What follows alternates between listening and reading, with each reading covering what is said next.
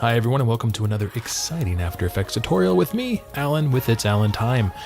In this tutorial I'm going to show you guys how to make a new project and new composition inside of After Effects, so let's get started. Now the important thing to know about After Effects is that it does not save a project file from the beginning, which means you could work for hours and hours and hours and hours and hours on end and never save a project file, which means if After Effects were to randomly quit on you, which in some cases it will, you would lose all of your work. So the important thing to do right off the bat is to save your project file. Let's do that by going up to File in the menu bar. Let's go to Save As and let's click Save As again. This is going to tell us where we want to save it. I already have a test project here. I'm going to call this Test Project 2 and hit Save. Now we have a project file saved. So if After Effects were to quit on me right now, I could open it up to this starting position. So after you've saved your project, it's important to start a new composition. Without a new composition, you can't do anything inside of After Effects.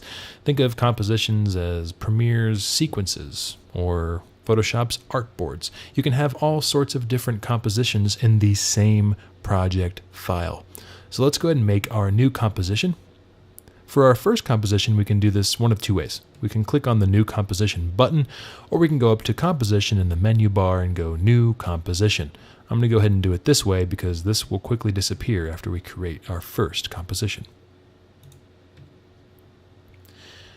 Now our composition settings window comes up. This is where we can name our composition, which I would highly recommend because Comp 1, Comp 2, Comp 3 does not get very detailed as you guys get higher in your comp numbers. More importantly, we have the different settings for our particular composition. This determines the width and height in pixels of our composition. This determines the frame rate that our composition will mimic, and this determines how long our composition will be. Now all of these things can be changed at a later date in the composition settings, but at the very least, let's go ahead and name this. I'm going to name this Comp New.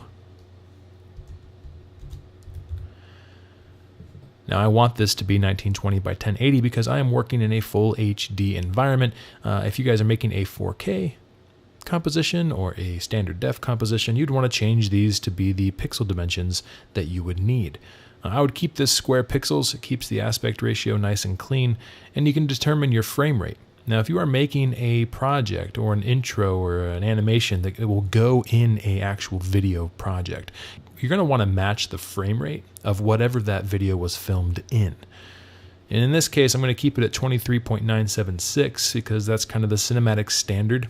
But you can change this by hitting the pull down menu, and you have a whole host of different frame rates to choose from. Now, resolution, this is not changing how good of a resolution your final project will be. This just starts off your viewing resolution. So say you have a slower computer, an older computer, you can put this to third or quarter, and this is just going to make it easier for your computer to think through the different frames. You can always change this at will once we actually get into our project. I'm going to keep this at full for now.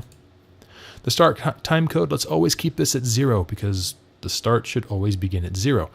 The duration, however, you can change this to be whatever you want. Now, these zeros can look kind of confusing. This is, and here I'll go through the cursor. This is hours, this is minutes, this is seconds, and this is frames. So don't get confused thinking these last zeros are seconds and this is a 10-minute long composition. This is a 10-second long composition and 0 frames. I think yours may default to 30. Again, the duration can be changed at any point in time. For right now, though, I'm going to keep this to be a 10-second composition because I don't think I'm going to need anything more than that. Now, the background color, yours may default to black. You can change this at will just by clicking on this. So if you're working with a white logo, you may want to make your background color black. If you're working with a black logo, you'd probably want to make this white or some shade of gray. I'll keep this white for now.